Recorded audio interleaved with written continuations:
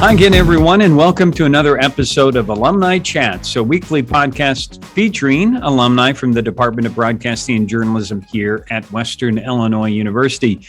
My name is Buzz Hoon. I'm the host of the podcast, and today I have the pleasure of speaking with Eric Frey from the class of 2004, who was a double major in journalism and broadcasting, and that's before we combined the programs. Welcome, Eric. Thanks, Buzz. It's great to join you on this. I appreciate you having me on. It's always great to catch up with you and just kind of talk about our time there. It was great. So let's tell everybody where you're at right now. What's going on in your life? So I live in Southwest Virginia. I'm currently the Assistant Athletics Director for Broadcast and ACC Network at Virginia Tech, which is really just a fancy long-worded title for a live sports director. So if you followed the television landscape in recent years, you know that college branded networks with ESPN have blown up, and it's necessitated college athletics departments to expand their video departments and essentially become satellite offices for ESPN on their campus. And so that's what I do here. And I manage a team of 5 full-time ACC Network production staff, and we're tasked with putting on approximately 100 broadcasts a year on ESPN platforms, whether linear or digital. That is unbelievable. That's a lot. It's a lot, yeah. From August to May, it's a pretty heavy load, and then when teams make postseasons, it extends that into the summer. So there's a lot of opportunities for growth and ways to get better, and some great opportunities there. And tell us about your family. So I met my wife here in Virginia when I was going to grad school. After my time at Western Illinois was over, we bounced around a few different places. We've lived in Illinois, Florida, Arkansas, made our way back here. And I have 2 wonderful kids. My daughter's 12. My son is 8. Wow. And so they're getting involved with more and more activities as they get older and starting to develop their own personalities and things that they want to pursue and go after. And so it's been interesting to watch them grow up, and it's real excited for what is in store for them down the road. And I'm sure they're completely in awe of Dad at work, right? I brought them into the office a few times. They kind of know the general lay of the land, and they know what a lot of the equipment is. And it's funny, my daughter is really into making videos on her phone and on her tablet a lot of times. So she'll shoot things herself. She's got a little monopod and a ring light, and so she'll make little videos about everything from sewing to how she cleans her room, how she folds her clothes, how she makes her lunches for school. And it's kind of fun to see how creative she gets with it and how far she takes it. So she's really interested in that. She's talked about pursuing that as a career down the road. So, who knows? It's funny that I don't think I ever shared this, that probably when you were involved, early on, I used to bring my son occasionally to a ball game, and he would sit in the truck back in the old days, and he would understand. He would watch me directing or the students, involved in the production. Pretty soon he was calling out shots during games, and had a real understanding but no love at all of sports broadcasting. I love sports, but he saw you guys work way too hard in that area. So, so let's talk a little bit about your beginnings. Let's go back to, you and I were talking just before we started. You grew up around St. Louis in Cahokia, which is, for those of you that are within Illinois, as I said, I made many trips down to Cahokia Mounds because of the historical relevance of that area. What was it like growing up around there? It was. I had a nice childhood. We never, really wanted for anything. It was a blue collar town. My mom is a retired teacher for nearly 40 years. My dad worked in the lumber and contracting industry. And so we always had everything we needed. Went to Catholic school all the way through high school. Played a lot of sports, baseball, soccer, golf, was into everything. And, my dad always coached us a lot. And so it was nice growing up. Obviously a big Cardinals fan, about 10 minutes from Busch Stadium. So that was always nice to be that close to a major city and have a lot of things to do. So for those that don't know, the amount of work that you have to do for sports broadcasting, for sports production in general, incredible work ethic, Eric. So where do you think that came from? Was that a family trait? Was it a community? Did you learn that along the way? I think I just kind of learned that from my parents, from my grandfather, that we were always told that, you can go out and do whatever you want to do if you're willing to work hard for it. And so there was a lot of tough love, growing up in my family. So, in terms of just, trying to be mentally tough and to go out and chase the dreams that you have and the goals that you have in life. So you make your way to WIU and in a different major, though, special education. Yeah. So I like I said, my mom had been a teacher for years. I used to go to her room a lot and help her put a room together in the summer and get ready for the year. There were many times throughout the school year where, off days didn't match up. And so I would go into her school and help her work with the kids. She taught a lot of kids with special needs, and she was a big part of the Special Olympics in our area growing up. So I would help out with that, and I just had always kind of liked it. I did a senior service project similar to that in high school, and I had the idea of wanting to go into that myself when I was choosing Western, and they have a really good education program there. And so for the first 2 years, I was a special ed major. And during that time, just kind of discovered that I really wasn't fully committed to everything that I needed to do to make that happen. And I just felt like that wasn't the right kind of degree for me to go after if I wasn't fully invested into it. And I figured, you know what, I better change and try to find something else that I think I can do. And so I had always liked sports, had always been around sports growing up.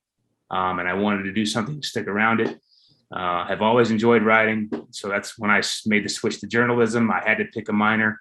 And so I picked broadcasting, not having any idea what was involved with that or how much I would even enjoy it. Turns out I liked broadcasting even more than journalism. So I doubled up, which I don't necessarily recommend because it's a lot of work on you. But in 2 years, yeah. It worked out for me. Found out I really enjoyed working with the equipment, and I liked the experience of a live production atmosphere, and I liked the challenge of making sure that everything went well, and just kind of the pace of live TV. And so I had dreams at one time of being a local sports anchor and being in front of the camera. I think I held on to those goals a little bit too long, and I think I could have made the switch a little bit earlier to being more behind the scenes, but hey, we all get to places in life a little bit differently. So it's worked out. Absolutely. And some of the people you were working with, and I love the names when you were bringing them up, like Kirchhoff, who we've already kind of done the podcast with, but also Brock and Mark Moses. Liz Bales, which is somebody I hope to talk to in the future, Matt Thiel, who was just a wonderful and free spirit as well. Talk a little bit about your experiences with some of those characters. Oh, we had a great group. The third floor in Sallee Hall was like one big family, and that kind of trickled down from the faculty off of the students. I know I always felt really comfortable being there. I know a lot of others felt the same way, and we just enjoyed hanging out there and working on stuff together, whether it was rundowns for the show or coming up with interesting feature ideas and trying to do something that would make Roger happy with how we put things together. And so I enjoyed doing all of that. I really enjoyed calling games with Brian and with Mark, and even Mike down the road, and doing news with Elizabeth was always fun. It's just It's a good group of people to be around that all were very supportive of each other, and everybody understood that we're all trying to make a name for ourselves and find our place and find a way to kind of break into the industry, because that's hard. But once you get in, it's almost like a fraternity, and it's onward and upward from there. I always felt like, and I think this is pretty accurate, that there was always such a great mentoring system that when somebody was new, if they said, I want to be part of the team, how accepting somebody else was if they were a senior or if they had some just knowledge about something. Like you mentioned Mark Moses with WIUS, getting you involved with that, and other things. Then I think that was really a helpful key to, keeping the program going. Sure. I think that, all of us have been helped by somebody at somewhere along the line, and it's nice to return that favor. And it's nice to have a small kind of tight knit group of like-minded people. And that's why I really enjoyed my time at Western, because it's smaller than, say, University of Illinois, obviously, but it's do you want to be a big fish in a little pond or a little fish in a big pond, or however you want to phrase it. But I liked the more kind of closer, intimate, one-on-one communication and contact you could have with people there because of the group that we had. And as you mentioned, you were involved with the campus radio station. You're also involved with the newscast. You were one of our anchors for our sports broadcasts, and you got to be part of the production crew with Tom Durso and I, which I always appreciated as well, because you did everything. That's what I really liked. Well, I tried to, I said I wanted to be on air, but I wanted to know how to do everything. Cause that's what was stressed to me. We were told, hey, you should know how to shoot. You should know how to edit. You should know how to produce. You should know how to work in a control room. And I wanted to keep my options open. The way that I thought, putting a resume together and trying to find a job, the more versatile that I am, the more marketable I may be to somebody. And that's what I've always tried to stress to students I've worked with since then, is to kind of broaden your horizons and try to get as much exposure to different areas as you can, because you may not know how to do everything at an expert level, but you at least have to know how it all works together, because that's really important as well. And so I really enjoyed all of it. And it just kind of helped me learn that, hey, being behind the scenes in the director's chair is really where I want to be. And one of the things that you mentioned, which I did not know this about you, is that you're a resident assistant, which I think is really sort of says something about not only, again, your work ethic, but your character, because that added responsibility in a way really previewed what you ended up doing in terms of taking on this leadership sort of role in sports production. Yeah, I was looking for some ways to get involved. I just liked being around people. My time at Western was always great to me. I made a lot of friends and just liked being involved. And I liked being able to help younger people have the same experiences that I have, and hopefully that they left Western with as good of a frame of mind as I did. And so I did that for 3 years. All in Thompson Hall. So that was, I got to experience a lot of some of the same freshman mistakes that I myself made. And so I had a lot of memory to recall to go back on to help people, just kind of learn and grow as they were there. And I just find it so such a coincidence that as you continue to progress through your career and how you interact so often with college students, that you still are in that atmosphere. You're still guiding and helping and shaping young lives.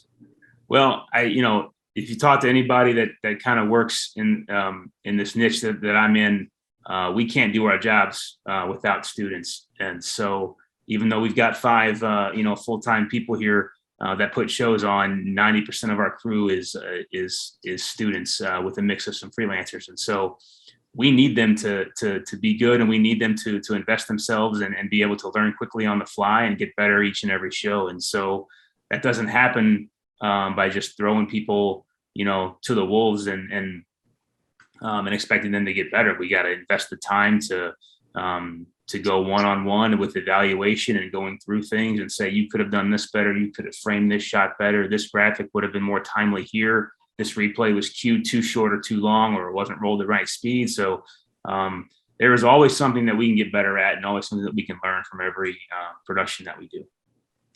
So when you graduated, you did an internship with our friends down at WGEM and Ben Marth. And so gave you an idea of what it was like to work in commercial television, but not for you, huh? No, I just, I really enjoyed working with Ben. He was really good to me and gave me a lot of opportunities to try things and to go out on my own and cover sports and shoot things. And so that was great. I found it was really, really hard to break into the TV industry, especially if you want to be on camera. I mean, I sent out so many tapes I couldn't even remember and rarely heard back at all and stuff. And it was really discouraging. I didn't know what I was going to do. I had just graduated. I moved back home. That transition, going from being a free 22-year-old college student, going back to live at home with your mom, as gracious as I was, that she was very welcoming of me to come back home. Obviously, I liked my independence, and I wanted to get started in my career and start to, become a young adult. And so I had no idea what I was going to do. I ended up catching on part-time at KMOX after all of my stuff at Macomb had kind of ran dry. Became a part-time board operator producing local and network Cardinals broadcasts. I knew that wasn't a long-term thing. And so I took a chance. I saw an advertisement for a graduate assistantship at Virginia Tech in the athletics department. And the job description was basically, you are shooting and editing games and highlights for Virginia Tech athletics and working closely with the football team and editing videos for them. And I said, oh, well, I did that for the better part of 2 years at WIU. I know I can at least get my foot in the door and hopefully get an interview. And then it worked out. And I came here for 2 years, and that helped me kind of springboard into my actual career that I'm in today. So it was a little bit rocky path there after I graduated, but it worked out. And Eric, I don't know if I've really shared this, but you were one of the first that I knew of that went from our program like that into an area of graduate school, which many of our students started to go, follow that path, especially the ones interested in sports broadcasting, because they saw that as a way to get into university athletics. And you were really the trailblazer for us with that. I don't know if you realize that. No, I don't. I didn't know that. I tell people all the time that, you don't have to. The degree is great. It opens up a lot of doors for you. Is it 100% necessary for what we do? No, but it makes you more well-rounded in life and prepares you for life down the road.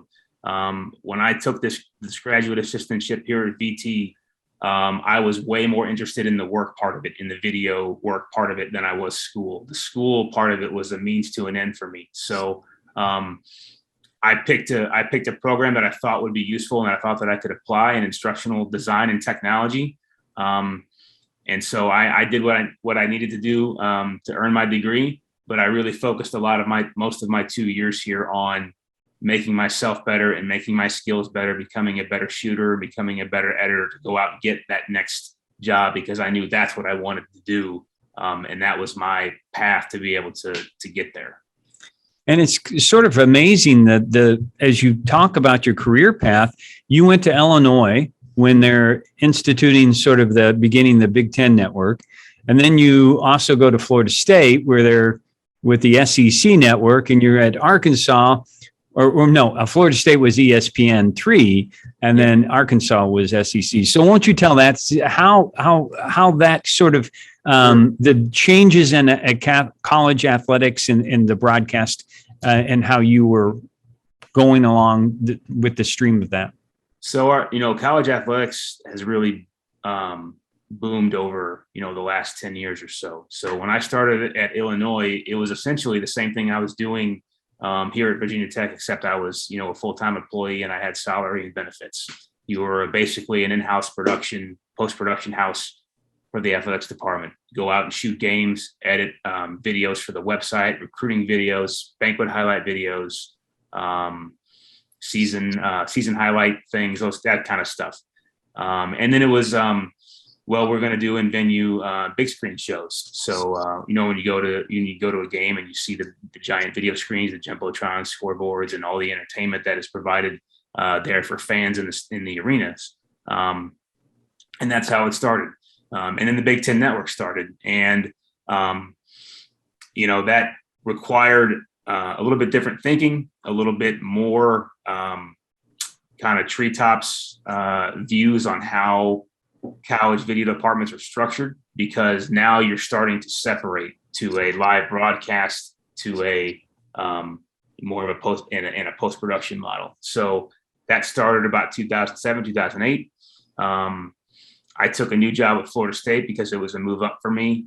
And that's when, about 2 years into that job, is when the ESPN3 model really started to kind of take off, to where you had more streaming options, and you had more access to live sports through the internet.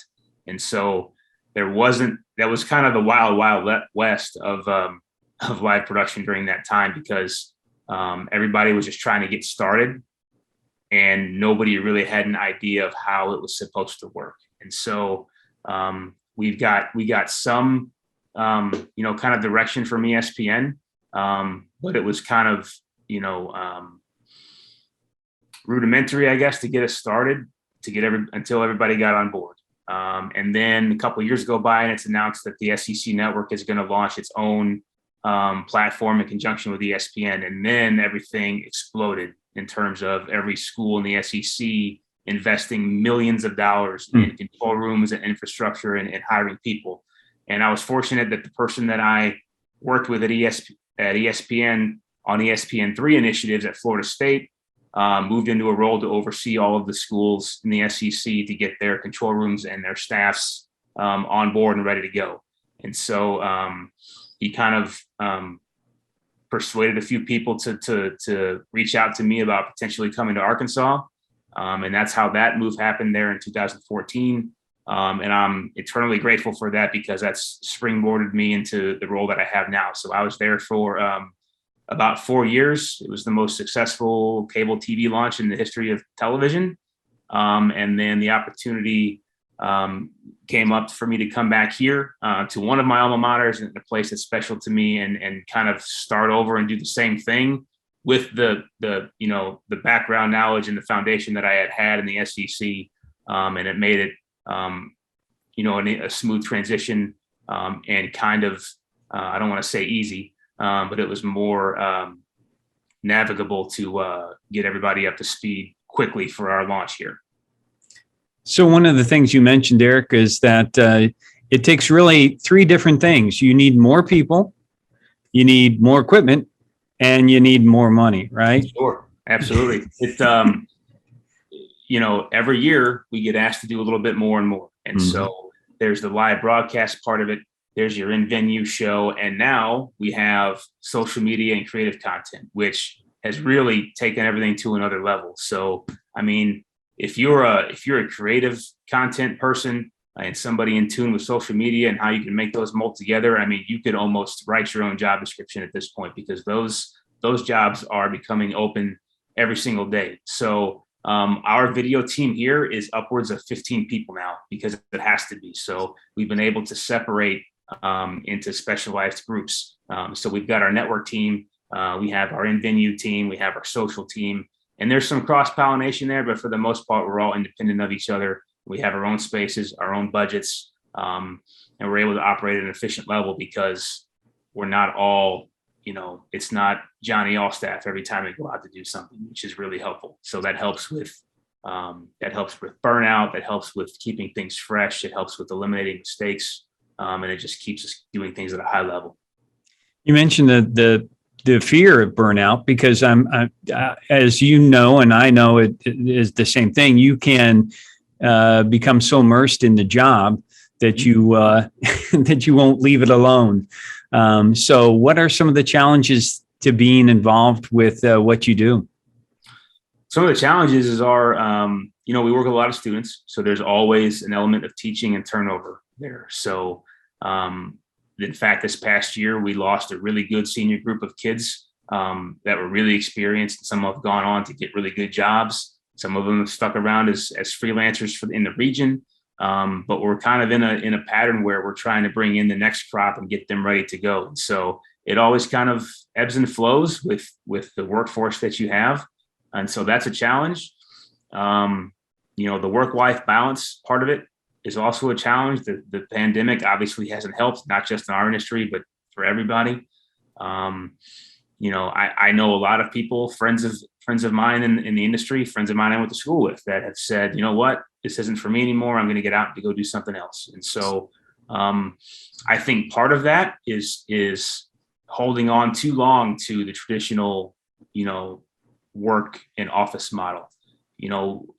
A lot of technology has changed as a result of the pandemic to where it makes it easier now to work from home and work remotely. So we don't have to be in the office at 8:00 every single day and then also work all of our games at nights, on weekends and holidays. So there are ways that we can do things from our home computers or log in remotely and do things and still be able to execute at a high level. And so it gives some people some control of their lives back, which I think is really, really important. Yeah. If you want to keep people happy and keep people together, because the more your team, anybody that works in live TV knows, the more you work with specific individuals and a certain team, the better you are, the more rhythm you have, the more you get to just kind of understand how everybody works. And that comes out in the quality of production that you put out there. Sometimes I think, Eric, is there a time of reflection for you where you say, boy, I never would have imagined that I'm doing what I'm, if you asked me 15 years ago, 20 years ago, what I would be doing, what the level and the intensity and the responsibilities, are you sometimes, a little bit in awe or just so satisfied or are you still trying to reach a new level? Well, I think I don't like being complacent. And I think there's always things that can be learned. I think being a live, sports director for the last 8 years or so has changed the way that I watch games on TV. I've gotten pretty good at watching a game and being able to tell how many cameras there are and where they're at and kind of what everybody's assignments are. It really helps you figure out when they make mistakes. When you watch a show and you hear a very long gap of no announcer audio coming through, they're probably having a conversation behind the scenes, producer to talent. You get to pay attention a lot to graphics, and you notice replay freezes, and you can notice when cues are wrong and you miss certain parts of a review.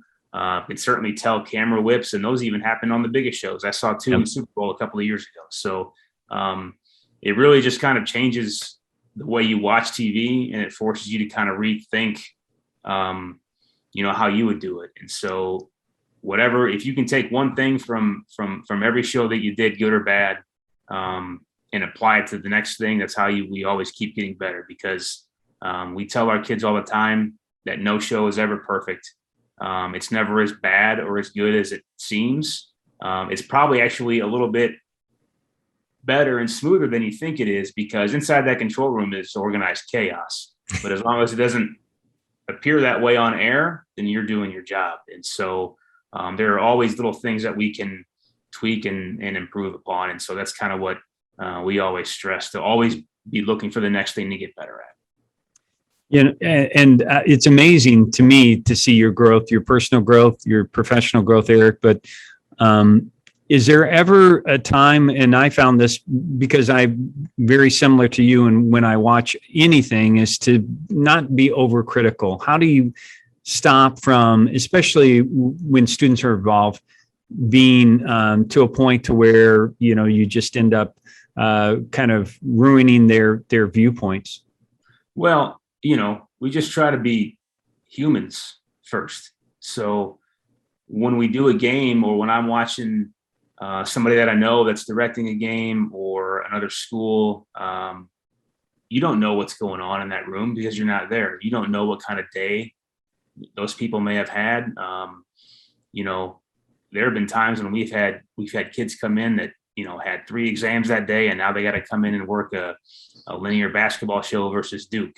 And so it's a lot on people's plates. And so you just got to be ready for that and try to get the best out of them while they're there, and keep them motivated and keep them ready to work. And so that's why when we evaluate things and when we try to send notes out to people, we try to record our entire monitor wall in our control room that has, you know, all of our cameras and everything in it. And you hear everything that everybody says in the control room and on air, and you get to see how it all works together, and you get to tell, you know, what you missed and what took you a while to key in on. And so we just try to, you know, remind everybody, hey, we're not curing a disease here.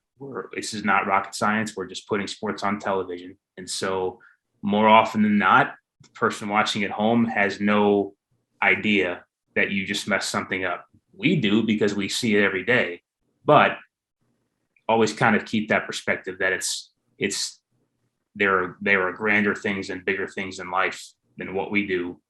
And you should use that as a way to just kind of keep yourself centered in what you're doing and realize that, you know, it's okay to make a mistake. We all are going to make mistakes. That's how we get better. So that's it may not always seem like that when I'm directing a show, but that's the perspective I like to try to kind of impress upon everybody. No, that's terrific. A terrific philosophy. And I can tell you, you know, makes me think of all the times when I had to remind people, I'm not yelling at you. I'm just speaking loudly on the headset. Yes. Yes. And that took me a while to appreciate that, especially when we were in school, and, you know, the same kind of things would happen, and it would get you a little rattled and a little riled up. And sooner or later you have to realize, hey, that's just the immediacy of a live TV moment. That's the way it works. And when you walk through that door, that's what you need to expect. And that's what you need to get comfortable with, because that's how it's going to be. Not necessarily, you know, yelling and screaming at everybody, but there's high pressure situations. It's intense. And it can be challenging for the wrong people. So, you know, it's all really important. So what kind of recommendations do you have for students, Eric? Because, you know, I think that in our profession, we have a lot of young people that will come in and say, oh, I want to be a sports broadcaster. And it turns out they just like to watch sports. They don't like to produce the sports. Sure.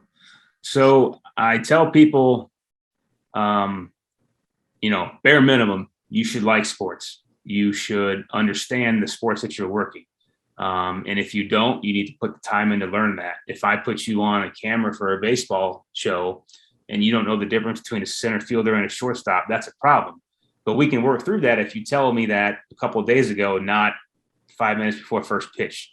And so I talked about always having to teach kids. So we're trying to lessen how much we teach during the actual show. So if we put all the work in ahead of time, hopefully that comes out on the show and it's a better product. But I tell them all, you should seek out someone that can help mentor you and help give you tips, you know, throughout your time here, not just in what you're doing professionally, but personally as well. And so I tell people, never stop learning. Like I said, there's always something that you can look back on to improve on and kind of call back on that you did well. And so there's that part of it. It's treating everything you do with the same amount of attention as enthusiasm. I was able to direct my first football show for ESPN a couple of weeks ago, actually.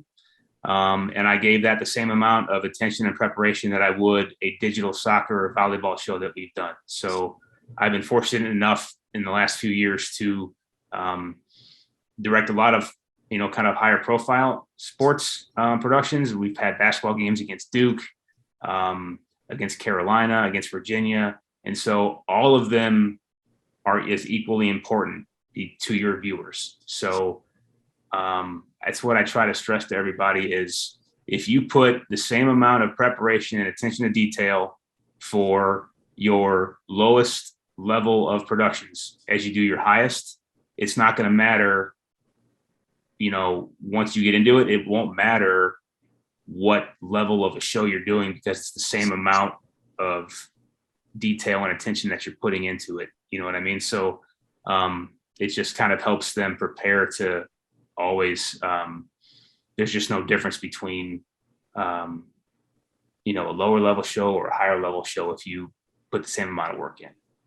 Great advice. I tell you, Eric, I am so proud of you. I am amazed but not surprised. How's that?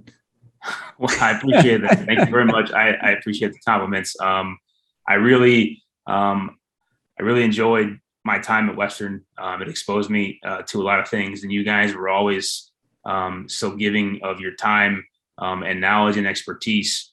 And it really kind of taught us how to work through problems and work through different challenges you face in a production, whether or not a tape deck works or your timing gets all messed up on rundown because a story went too long, or your production truck has to be jump started and you've got to get to a certain field in time. So things were a lot different back then. These kids today, man, they don't understand some of the problems we had just to get a show on the air. So we try to get them to not take that for granted as much as possible. Well, only you and I will, and maybe Tom Durso will remember some of those memories in a fond way. Yeah. So, but that stuff teaches you to be resourceful and to roll with the punches and to prioritize what's important and make a hierarchy of list of things that you need to tackle and make sure the most important stuff gets taken care of first, and then everything else will kind of fall in line. So there's always something that you can learn. Well, my best to you and your family, Eric. And I know that you're taking time out of your busy day because you've got lots of fall sports to cover, but I certainly appreciate that and hope to sometime see you again in person. And just to wish you the best. I appreciate it. Thanks for having me on. And I got back to Macomb probably about 5 years ago for the first time in 10 years. And I hope I can get back again soon or some other time. Because I love the town. I love the campus. I love being there. And it kind of brings back a lot of memories anytime I step foot on campus. And so I know you guys are doing big things there. And things have gotten, way bigger and way better with technology and the department and combining with journalism as well. And so keep doing what you're doing, because I keep seeing a lot of people come through the program that are getting jobs. And I think that's great because, we continue to put our mark on the industry. That's right. But part of that legacy is sitting right here talking to me. So thank you, brother.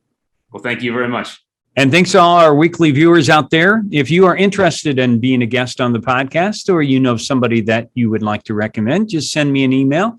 We like to hear from you, and we hope that you will continue to watch and listen to the podcast every week. Until next week, stay safe, take care, and God bless.